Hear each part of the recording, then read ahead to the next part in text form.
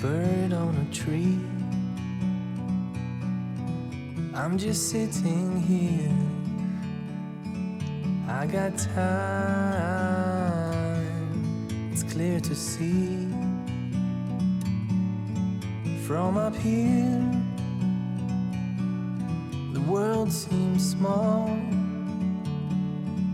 We can sit together. It's so beautiful, you and me. We meant to be in the great outdoors, forever free.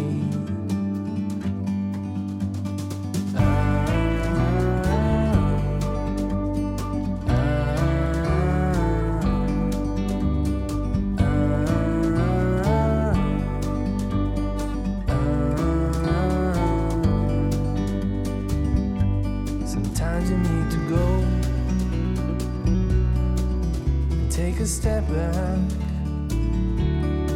to see the truth around you. From a distance you can tell.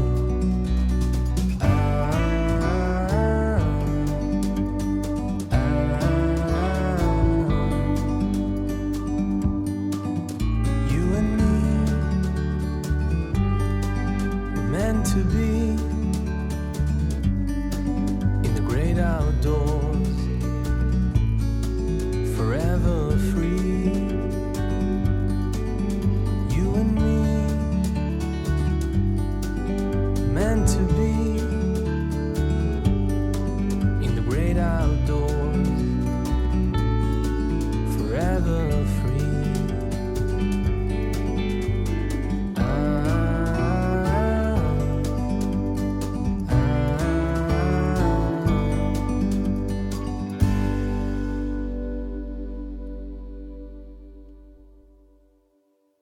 뽕, 옛날에 뽕은 어디다 심어? 뽕나무를? 두 개요. 그렇지. 논둑이라든가 텃밭도 이런 데다 심는 거고, 그거 따다가는 것이지. 무슨 막 밭에다가 한 줄로 쫙 심어가지고 완전히 그 상상도 못할 일이지. 밭은 콩 심고 보리 심고 이러는 것인데 그거 했지. 딸기. 안 하죠. 우리 집에 우리 아버지가 우리 집 딸기밭에 이 밤에 훔치러 오는 아이들 보는 걸 되게 좋아하셨어요. 애들이 이렇게 나오고 같이 봐. 그러면은 참 샘 옆에서 어디서 그런 걸 배웠는지 얼굴에다 막 진흙을 문질러. 진흙을 막 이런 뭐가 이런 데다가 다 그 문지르는 것까지 다 보고 있어. 그러면 살살 와. 이러고서 딸기밭을 겨. 궁둥이가 이렇게 움직이잖아. 딸기는 아무리 겨도 궁둥이 머리통 다 보여. 그냥 걸어다니면서 따는 게 나아. 딸기 키가 있기 때문에. 이제 그런 것도 있고, 나중에 그 우리 밭은 조금 있고 나머지 아주 크게 또 큰 딸기를 하던 집이 있었어요. 우리 집 군수님 때. 네. 그 동생분이 농사를 지셨는데 그분이 하는 곳에서 나도 딸기를 훔쳐 먹다가 들켰어요. 그래가지고 밤에 혼난 적이 있습니다. 지나가는 아저씨한테. 지나가는 아저씨가 그래도 이르진 않아가지고 주인도 아니고 지나가는 나. 아저씨한테 들켜가지고. 그것도 내가 잡힌 게 아니고 내 동생이 잡혔어. 나는 어디 숨어 있었냐면 구기자밭 속에 숨어 있는데 거기 있는 거 다 안다 나와. 그래서 한참 망설이다 나갔죠. 좀 창피한 적이 있었는데 우리 집에도 참 많이 왔어요. 근데 이제 우리 아버지가 참 잘하신 일 중에 하나가 장에 갔다 오실 때 다른 아버지들은 고등어 같은 거 사오시잖아. 우리 아버지는 대추 나무, 단감나무, 자두나무 이런 걸 사오셨어요. 그리고 텃밭 구석구석에다가 그걸 심어서 우리 집은 살구, 자두, 또 사과대추, 단감나무 이런 것들, 또 호두, 감나무도 큰 것들이 있었고, 또 무슨 밤나무 티켓에 있는 거, 돌아가실 때까지 두릅나무를 심고 가셨으니까. 그러면서 아버지께서 꼭 동네 아이들한테 하는 말 중에 하나가 이거였어요. 이것들 다 네 거들 너들이 먹을 거다. 어? 이거 누가 다 따먹겠냐? 다 너들이 몰래 따먹든지 아니면 밤에 따먹든지 지나가면 따먹든지. 어? 정록이하고 우리 애들이 먹으면 얼마나 먹겠냐? 다 먹을 거니까 꼭 한 바가지만 따다가 맛있는 놈으로 한 바가지 딸 때마다 따서 여기 마루에다 올려놓고 따먹으라고 했어요. 몰래 따먹다가 떨어질까? 나무 몰래 떨어지면 뭐 어떻게? 심은 사람이 마음이. 그렇죠? 그리고 살구 같은 경우는 발로 한번 차면 잘 익은 거 우수수 떨어져. 그 자리에서 살구 같은 거 잘 떨어지고. 감나무는 못 올라가겠지. 감나무에서 우리 동네 우리 집 감나무에서 떨어진 애들이 몇 있어요. 우리 누나도 떨어졌으니까. 감나무 컸어요. 감나무가 살아있는 감나무 가지하고 죽은 감나무 가지하고 색이 똑같아서 잘 부러져요. 힘이 없어. 옛 우리 속담 있잖아요. 나무 잘 타는 놈하고 빛보증 잘 쓰는 놈은 자식을 두면 안 된다 중에서 그 나무가 감나무예요.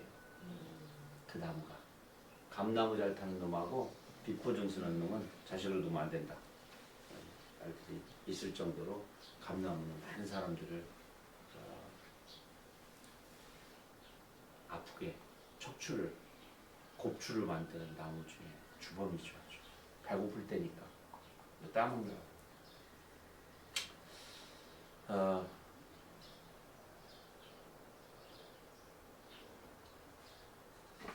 시합하는 여자입니다. 이 시합하는 여자인 아리랑 종묘사는 예전에 그 대표님 장터에서 그 할 때 아리랑 종묘사 혹시 그때 있었어요? 거기는 안 오셨어요. 아, 사전 쪽이 아니고 지금의 그 칼국수집 이사간 칼국수집 고금방에 그러니까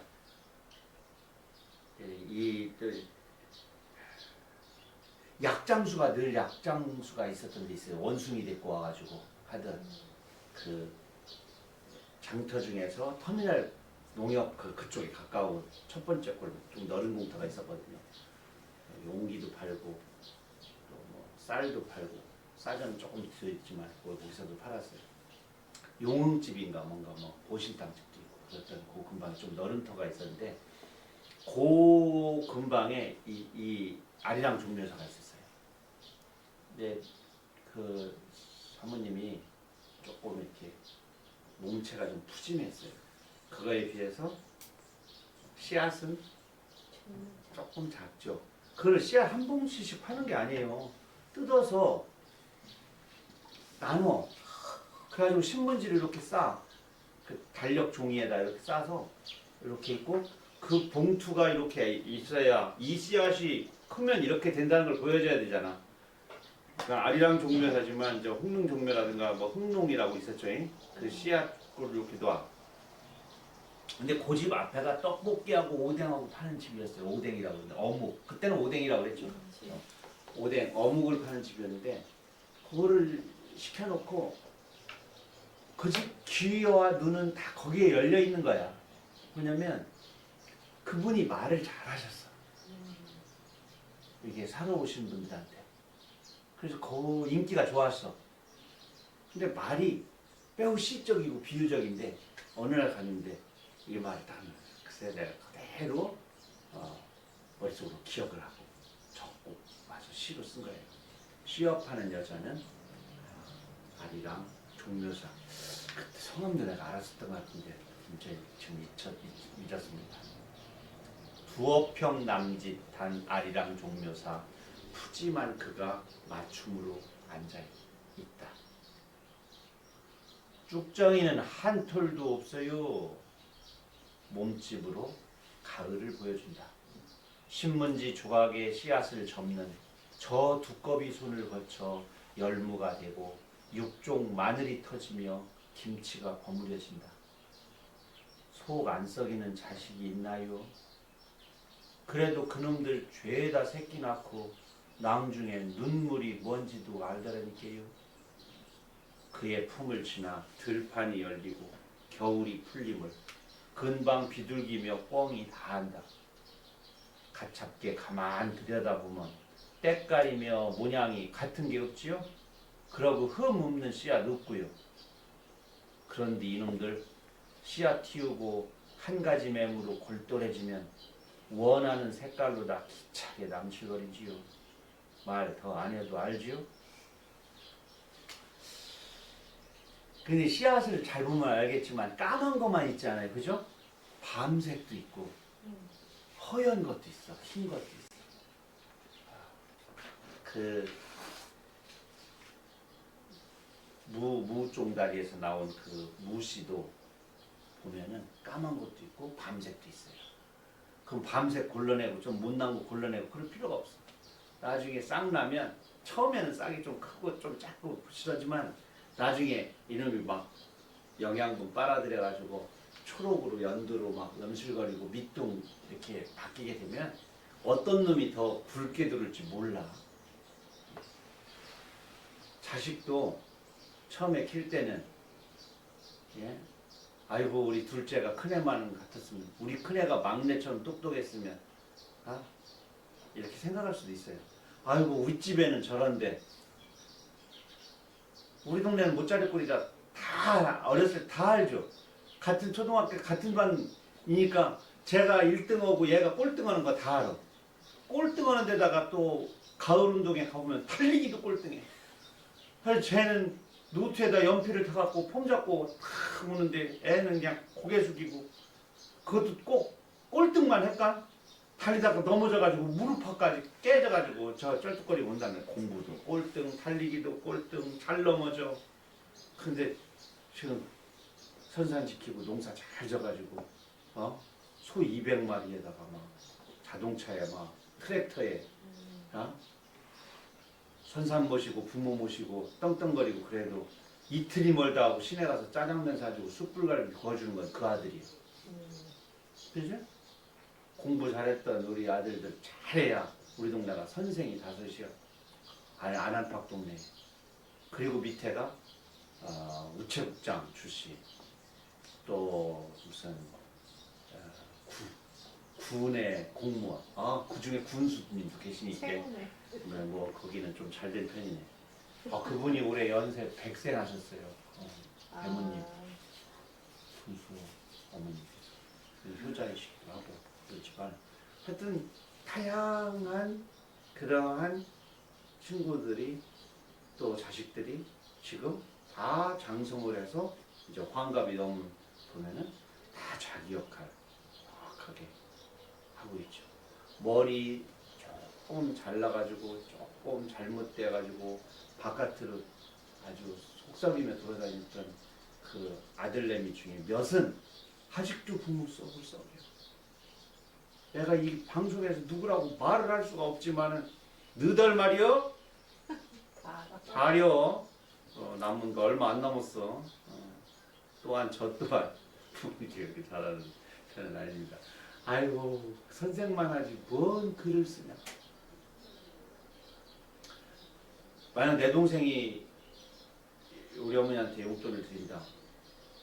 또 내가 용돈을 드린다 그러면 내 동생이 주는 돈하고 내 돈 내가 주는 돈하고 뭐가 다른 게 있겠어? 아유 그냥 잠 못 자고 글 써서 번 돈이라고 머리 짜내고 한숨 푹푹 쉬면서 글쓰기가 얼마나 어려울 텐데 없는 거 만드는 게 제일 어렵다. 없는 거 만드는 거. 그 글이라는 게 어디 없잖아. 그거를 만들어서 이렇게 만들어서 남의 돈 받아서 팔아서 그 중에서 조금 이윤 남겨서 내가 잘한 것 중에 하나 또는 잘못한 것 중에 하나가 뭐냐면 똑같은 일인데 잘한 거는 우리 어머니 전화세하고 전기세, 물세 내 원고료 통장에서 빠져나가요. 매달 가격이 틀려요. 나가는 돈이 아주 조금이지만 그래서 어머니가 그래요. 막 보일러도 막 따뜻하게도 안 올려. 전기장판도 막. 왜? 원고리 통장에서 나간다는 걸 알아. 당신께서 1990년도부터 한 3년 됐네. 30년 됐네. 그러니까 당신께서 좀 춥게 아껴서 불 일찍 끄고 이러시는 게 몸에 이제 배이신 거지. 그리고 막 하면 막 정말 조금 나와요. 농촌이라 또 지원도 되고 이래서 정말 조금 나오는데 그거 아끼지 안 하셔도 된다고 해도 전 당신이 불 껴 있으면 아이고 저 빛이 어디서 나와? 우리 애 글 쓰는 데서 나오는데 이렇게 생각하시는 거야. 방이 좀 뜨끈뜨끈해요. 그럼 아이고 뜨뜻한다 그런 게 우리 애가 불러줬네 이런단 말이야. 근데 잘한 거는 거기서 그 원고료로 전기세와 물세, 이거 전화세를 내게 하는 거. 우리 어머니 전화요 끊을게 하고 끊은 적이 없어요. 막 말하고 있는데 뚜뚜뚜뚜 다시 전화 와. 다 했는데 뭐라 또 전화하냐? 어? 전화세만이야. 전화세가요 이 시간당 이만큼 기본적으로 이게 당연히 걸자마자 나가는 거 이게 살면 앵대로 소용 없어. 생각해서 짠하긴 한데 그리고 창피한 일 중에 하나가 원고료가 다른 거 막 이렇게 카드도 물려 있어서 빵 되는 바람에 안 나간 적이 있어요. 그러니까 연락을 그 전화로 간 거야. 집 전화로. 야 먼저 딸은 전기 끊는다더니 이거는 전화도 끊는다더라. 요새 돈 안 되냐? 내가 글싹을 줄 테니까 엄마는 글싹이라고도 하고 글세라고도 해요. 내가 글세를 줄 테니까 애미한테 편지를 쓰랴. 장당이 아니고 글자당 계산해 주겠대야. 글자당. 글자 수로. 그래서 내가 그 말 듣고 또 얼른 또 시로 썼잖아요. 그러기를 지금 영 안 나오게 잘 납니다. 또 안 빠져나가면 또 지금 더 많이 걱정하실 거예요. 근데 그럴 때 있어요. 카드가 이제 거기하고 이렇게 있어. 나도 모르는데 그 카드를 내가 쓰는 카드가 거기 물려 있는 게 아니고 이제 같이 방 쓰는 여자친구가 그 카드를 쓰거든. 근데 내가 뭘 맞고 쓰는지 모르잖아. 띵통하면 그거- 그러면 불편할 것 같아. 그럼 쓰는 사람이 그러니까. 내 통장에 물려있는 카드는 띵동 해도 돼. 그런데 그 카드를 바깥 양반이나 안 사람이나 자식이 쓰는데 쓸 때마다 띵동. 그럼 얘 어디 있구나. 어디서 못 썼구나. 얘 또 폼 잡고 계산했구나. 이거 알면 쓰는 사람도 어떻게 써? 불편하고. 가장은 내가 불편해. 모르는 게 네. 삼겹살 먹었고 이 시간에? 그치. 어? 얼마나 그 감시.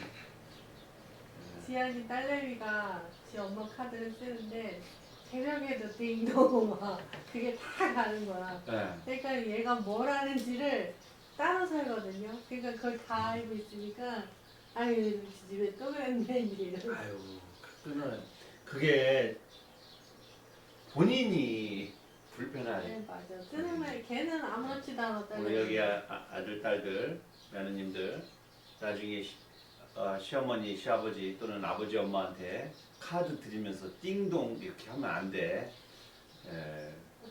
그러면은 좋은 데 못 가. 외로움 같은 거 풀러 어디 못 가. 그냥 동네 목욕탕이나 다니다가 그냥 슈퍼하고 여기 농협 마트만 다니다가 그냥 끝나. 어른들에게도 좋은 데가 있단다. 잠깐 농담이었습니다. 내 마음의 심장로에는 읽어주세요. 짧습니다. 제가 읽어요? 네. 내 마음의 심장을 신장로라는 말 속에는 흙먼지가 풀풀 날린다. 신장로라는 말 속에는 집채만한 덤프트럭 때문에 길가로 몰린 초등학생들의 하굣길, 코딱지 깨재재한 행렬이 있다. 신장로라는 말 속에는 석탄을 가득 싣고 달리는 성질 급한 운전사가 있고 아무 곳에다 내갈기던 오줌줄기가 있다. 그 오줌줄기에 얼굴을 씻던 코스모스가 있다. 신장로라는 말 속에는 아버지의 술 취한 자전거가 있고 리어카 가득 담뱃잎을 싣고 집으로 돌아오던 어스름의 여름이 있다.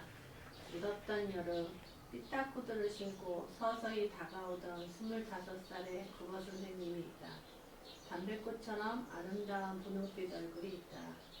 내 마음의 신장로에는 부끄러움의 끝자락에서 피어난 내 최초의 설렘이 있다. 국어 선생님을 만난 곳은 신장로와 딱 붙어있던 담뱃밭이었다. 7월 어느 일요일 나는 담배밭 고랑에서 더위에 축 늘어진 담뱃잎을 따고 있었다. 중학교에 들어간 뒤로는 옷이 2벌밖에 없었다. 교복과 체육복. 여름엔 체육복을 벗고 메리아스만 입으면 됐고 겨울이 되면 체육복 위에 할머니의 스웨터를 껴입었다. 반일을 하는 동안 입고 있었던 하얀 체육복은 담뱃잎에서 흘러나오는 끈끈한 담뱃진과 흙과 검은 진딧물로 엉망이 되었다. 학교 마크인 반딧불 위에도 진딧물이 잔뜩 으깨어져 있었다. 집으로 돌아가 담뱃잎을 엮어 비닐하우스에 널어놓고 정말 어서 빨리 자고 싶을 뿐이었다.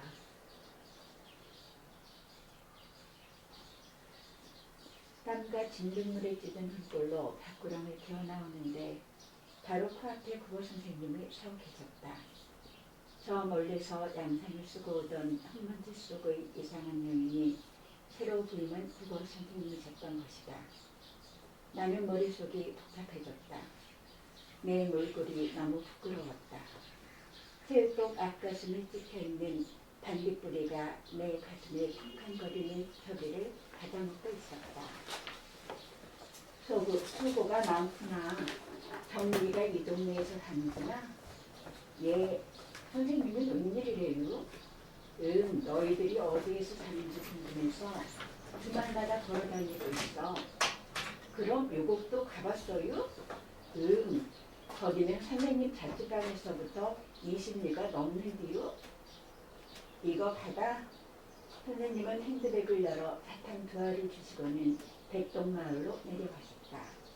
신장로라는 말 속에는 사탕을 꺼내시던 선생님의 하얀 손과 발품없는 교육은 가짜라는 칙칙이 있다. 썼다가 주곤했던 선생님의 고향 주소가 떠오른다. 아산군 도고는 진원님 150번지 오순의 선생님. 이 국어 선생님이십니다.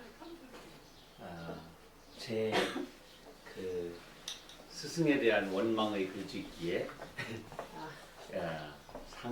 상품 없는 상장을 주셨고, 그러니까 그때가 5월 15일에서 그 이야하고 상을 받은 거는 아마도 5월 말쯤 됐겠죠. 그러니까 지금 7월이니까 이때는 이제 제 이름을 기억하시고, 우리 황새울 제 고향의 그 신장로 바로 밑에 신장로 밭이 있었어요. 그 밭에 한때는 뽕밭이었고, 그 밭이 한때는 포도밭이었고, 한때는 인삼밭이었고, 그런데 제 중학교 때는 거기서 담배 농사를 졌어요. 그 이제 요소 비료 부대를 이렇게 해서 담배를 거기다 차곡차곡 따, 밑에 이파리부터 딴 다음에 배에다가 딱 붙이고 하고 겨서 나오는 거야. 얼마나 덥겠어요. 여름에 더운 데다가 그 담뱃잎 낮에 따고 리어카로 옮겨놓고 밤에 안녕하십니까, 황인용 강부자입니다. 그거 들으면서 담배를 또 엮어서 널어야 돼. 장마가 지면 그게 줄줄 쏟아지죠. 근데 양건을 했는데 하우스에서 말렸어요. 비 맞으면 안 되니까. 다른 동네는 막 불에다 쪄가지고 화건이라고 해서 불로 말렸는데 우리 동네는 그냥 그렇게 해서 담배 농사를. 지어서 목돈을 만들 수 있는 게 그거였어요. 하우스에다가. 하우스에다. 네. 그래서 담배 하우스가 다 있었죠. 네. 그 하우스에 지금 담배는 안 짓고 이제 그곳에 다른 여러 가지들은 이제 그 하우스가 하는 그 역할을 하죠. 담배 따로 들어오면 땅이 얼마나 많아요. 제일 아, 어려운 제일 거죠. 어려운 거고 그러니까 어린이, 아녀자, 노인들의 그 유휴 남아도는 노동력을 이용하는 그런 밤에 졸면서 그거 엮어야 되잖아요. 역할 새끼줄도 엮고 우리 딸과 아버지 엮고. 그 물이 많아서 대궁이 썩잖아. 그러면 술술 밑으로 떨어져. 그러면 또 따로 말려야 돼. 그 가위질 해가지고 그 담배 목을 진다고 그래서 동그랗게 해가지고 네모지 그 나무 그 안에다가 네. 포장 그거 넣고 그거다 잘 재잖아. 그리고 네모지게 반듯하게 묶어가지고 이제 매상을 하죠. 벌써 담배 냄새가 나는 것 같아. 근데 그 신장로 길에 오순혜 선생님이 서 계시고 25살 발령 받자마자니까 그 밑에 나랑 동생 이라고 쳐다보는데 야 핸드폰을 딱 꼭 열더니 사탕을 주는 거예요. 그 사탕이 아라리 해태 알사탕 그 하나 받았잖아. 저도 오순혜 스님한테 배웠던 것 같은데요. 그러겠죠. 그때 우리 막 너한테 부임했으니까 와서 실패지. 5년은 계셨겠지. 4, 5년 계셨겠죠.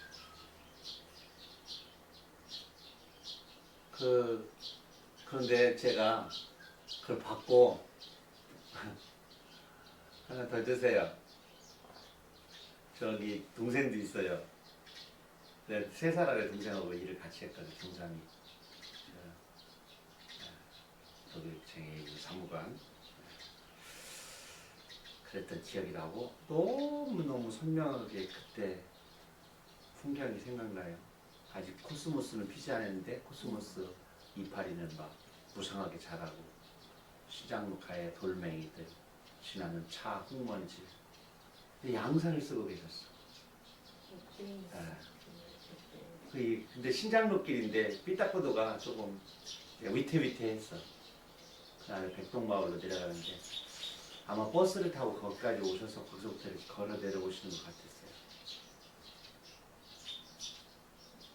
그때는 그러지 않아도 되잖아요. 가정방문 먹고 누구네 집은.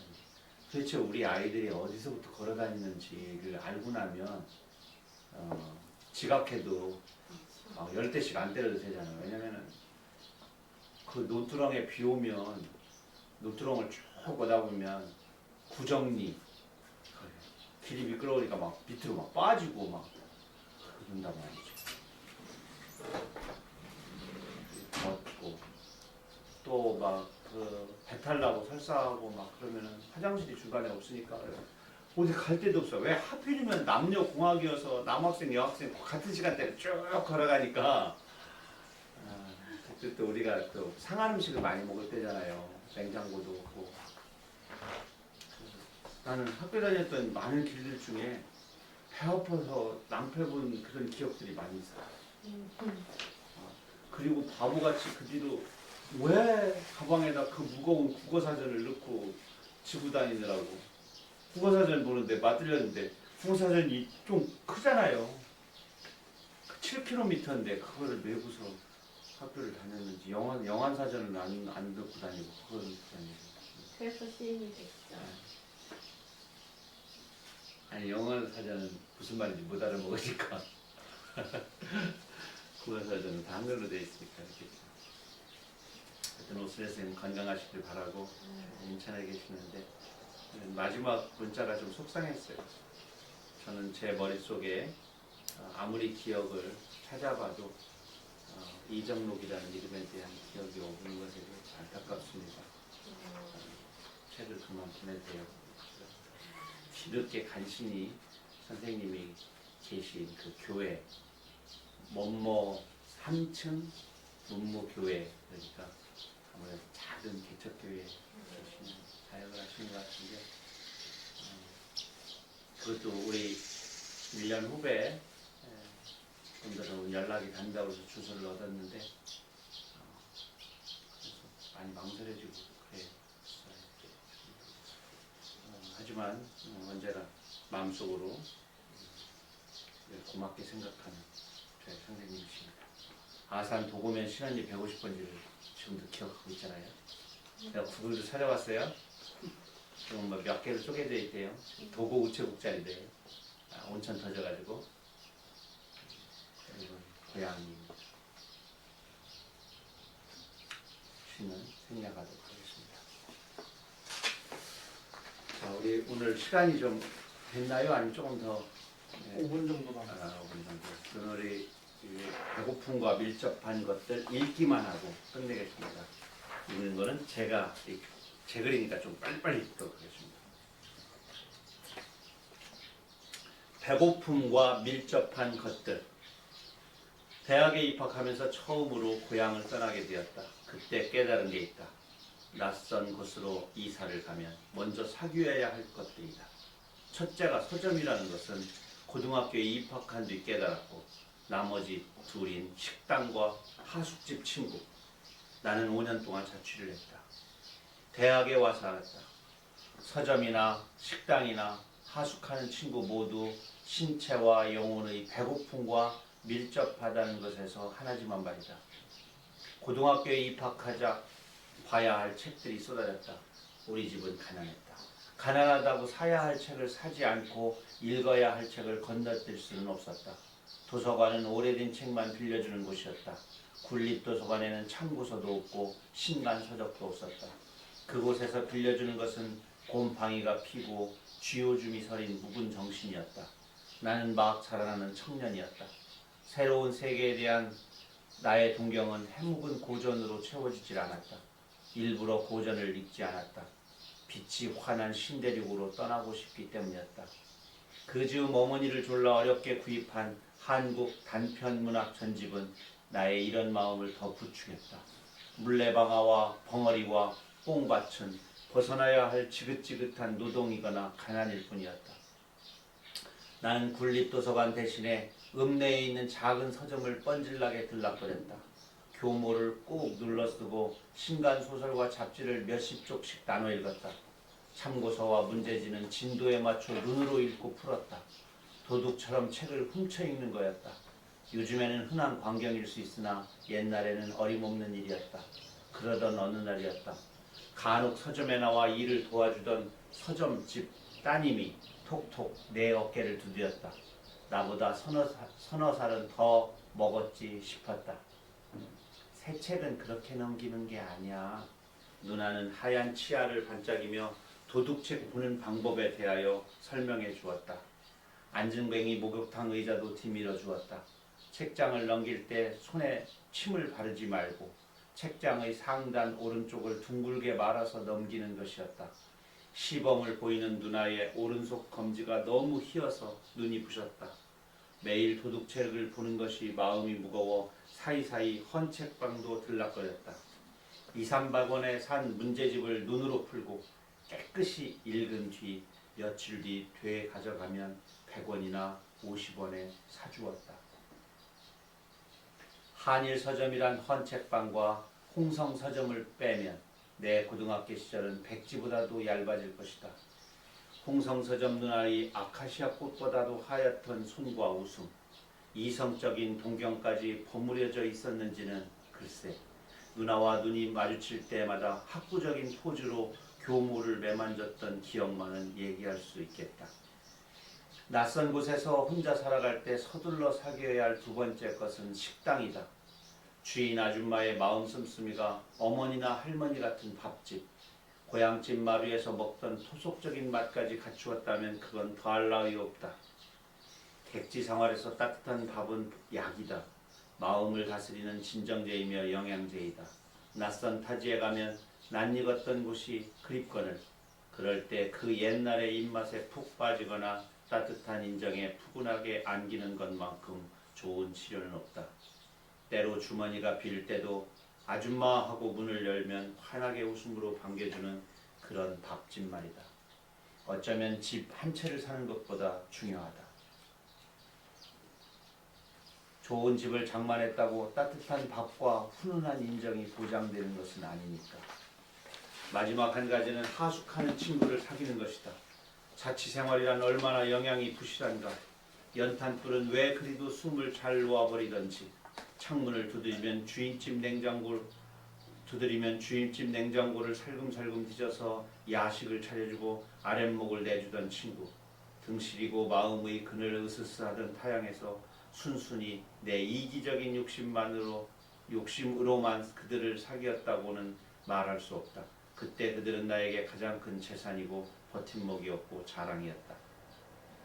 이제는 내가 누구의 책방이 되어주고 누구의 하숙집 냉장고가 되어주고 누구의 뜨거운 밥솥이 되어줄 것인가 생각하느니 손과 지갑이 차갑고도 얇기만 하다. 홍성서점 알죠? 지금도 있죠? 거기에서 일을 하던 장인훈이라는 사장님, 이 사장님이 이 따님과 결혼을 합니다. 서점에서 일을 하던 장인훈 사장님이 이제 따님하고 결혼하고, 이 따님은 나중에 제가 방송통신고등학교 할 때 이 따님이 또 고등학교 과정을 공부하려고 오셔서 저하고 또 공부를 제가 또 가르치는 입장이 되어서 잘 졸업하셨어요. 그때도 이제 대학 진학은 안 하신 것 같은데 뒤늦게 하셨는지 모르겠는데 공부를 뒤늦게 하셨어요. 되게 열심히 하셨어요. 되게 곱고 선하셨어요. 그러니까 나에게 책을 보게 해주고 그랬겠죠.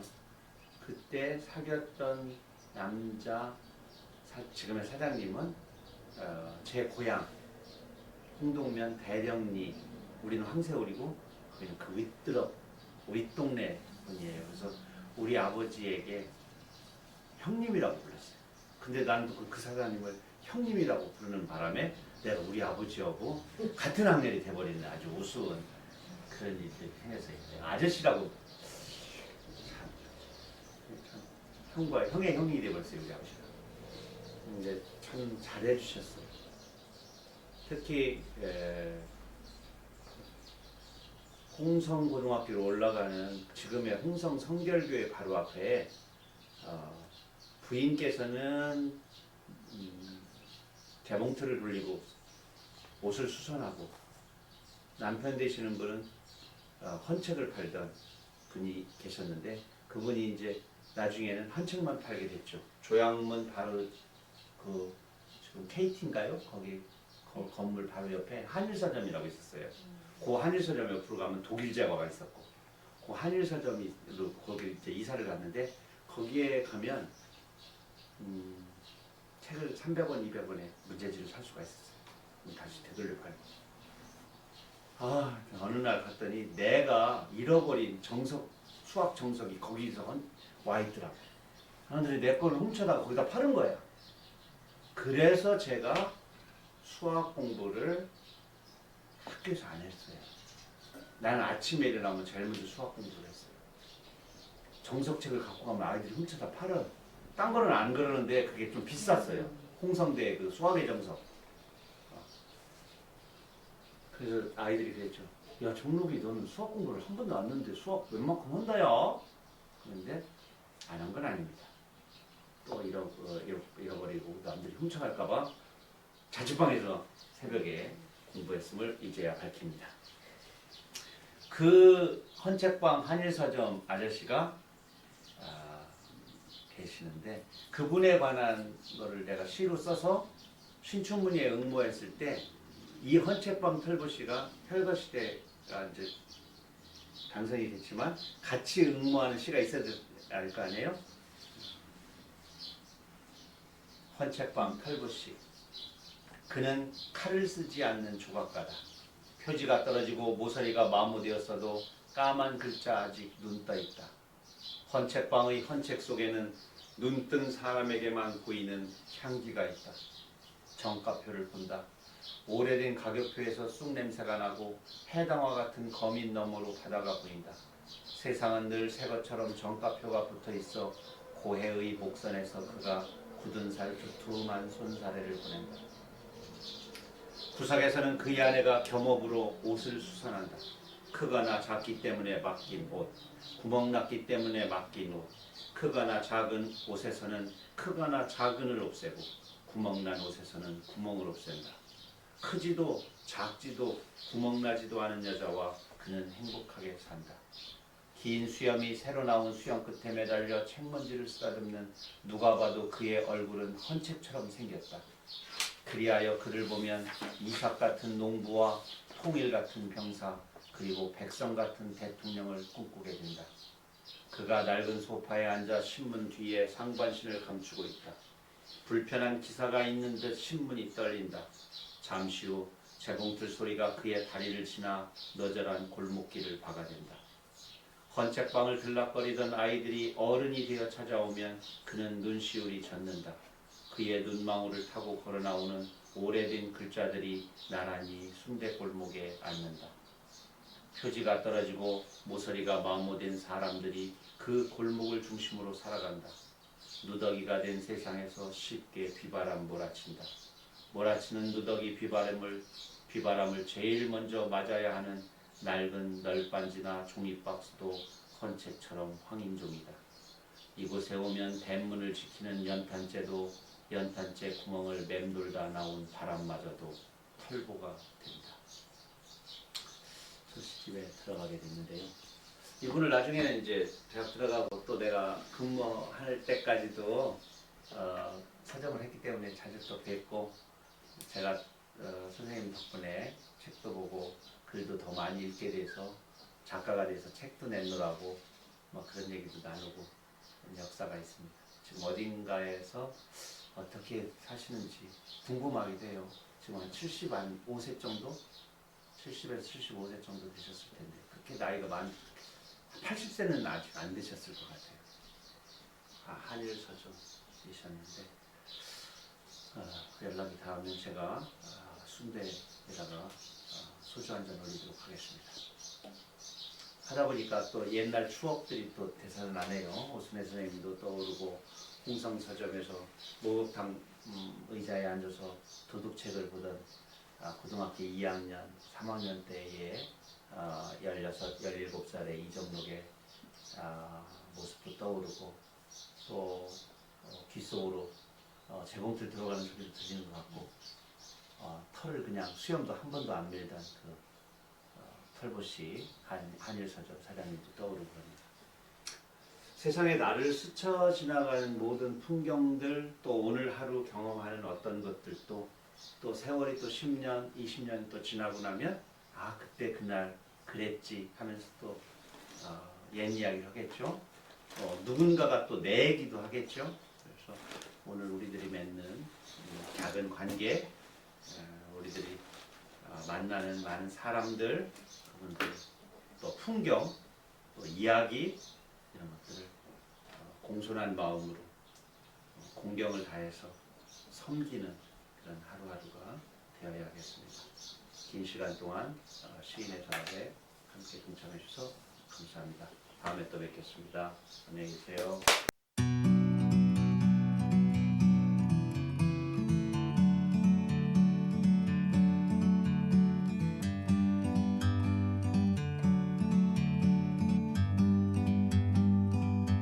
Like a bird on a tree, I'm just sitting here. I got time,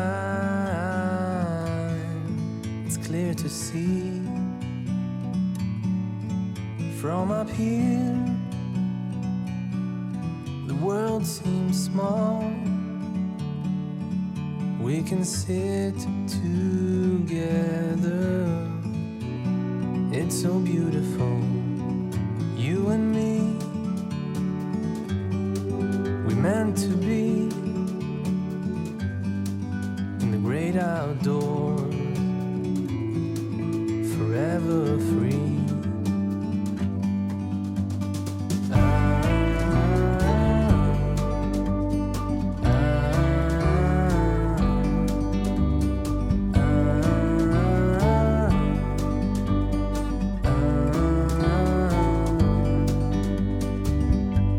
Sometimes you need to go and take a step back to see the truth around you. From a distance you can tell.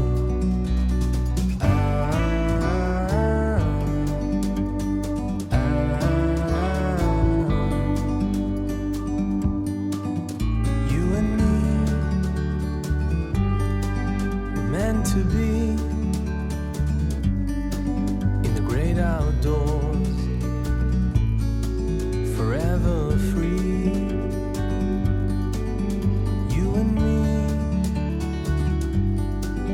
meant to be